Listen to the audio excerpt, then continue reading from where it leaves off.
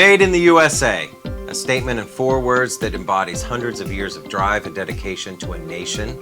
That rugged determination fostered quality products necessary to thrive on our own. In 1946, it cost 15 cents a gallon to fuel your car, and the shipbuilding industry in the Northeast was surging.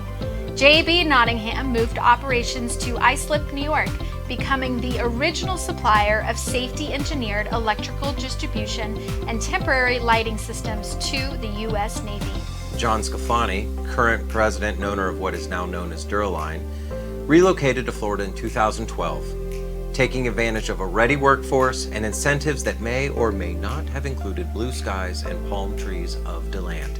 Quality and service remain steadfast. The world has evolved over the last 75 years, and Duraline's clients with it. Our engineers work with teams to fill aviation, entertainment, and shipyard ship-to-shore power, dress lighting, wind power, and power needs.